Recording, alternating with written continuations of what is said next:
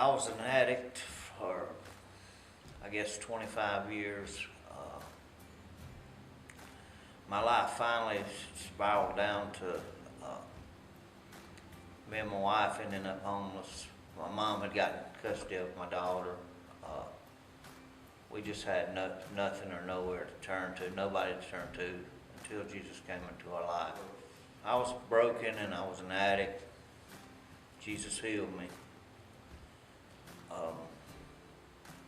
We were homeless, didn't have any hope, and Jesus came to us to give us hope.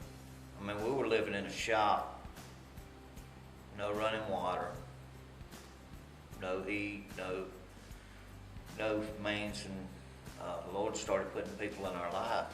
When we first started getting ourselves, involved with Christian people, but we weren't saved, we had committed ourselves, but we started hanging out with better people. I don't want to say a better class of people, but we started hanging out with better people, and people would say, "What can I do to help you?"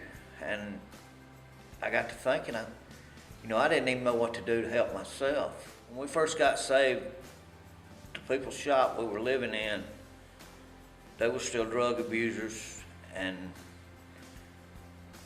we were trying to get straight and had to watch them doing meth, doing drugs for 2 months before the Lord saw fit for us to be removed from that situation.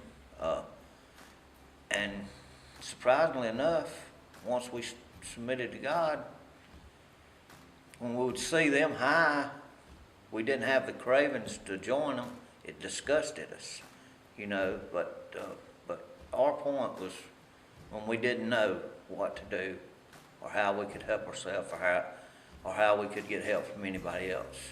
And that was the point for us. We were going to an outreach with a bunch of other former addicts and I could see what joy they were having, and the Lord just began to touch me, and the more grounded we got and clear-headed we got, the more we saw that we needed there was somebody responsible and somebody that cared enough for us to pick us back up from where we were from, and we needed to change our life, change our lifestyle. I know I did in my heart, but I never went back to the altar and just said, "Here I am, Lord," and had that big spiritual moment. It just, for me, it wasn't like that. It was just realized one day we were changed. One thing that I never got quite right, my grandmother told me, she said, resist the devil and he'll flee from you. She never told me the first part of that verse, that I had to submit to God first. And to me, that was the biggest thing that, because I would fight. Lord, the times I tried to get straight, I said, "Lord, why can't I do this?" Because I would fight the devil, but I never submitted my heart to God. And that's where the change and the healing started, when I just, when I finally said, "Okay, here I am, do what you want to." But we searched for a home church when we first got saved. I came to visit here at Freedom Center, and I had been here several years ago, and I read in my Bible about when they were rebuilding the temple, how they built the foundation, rebuilt the foundation first. And the Lord told me, said, "That's where I built your foundation at, go back there." And as you know, this is a perfect fit for me and my family. It's a perfect fit. So, slowly, steadily, as we submitted more to God and everything, our life started coming back together. I was selfish and self-centered.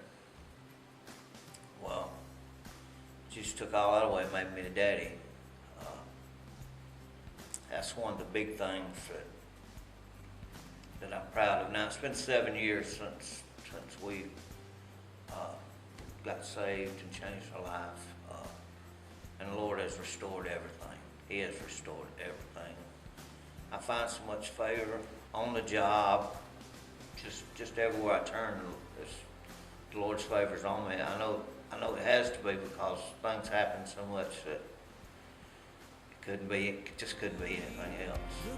My name is Tony Keaton, and I know Jesus is the answer. This is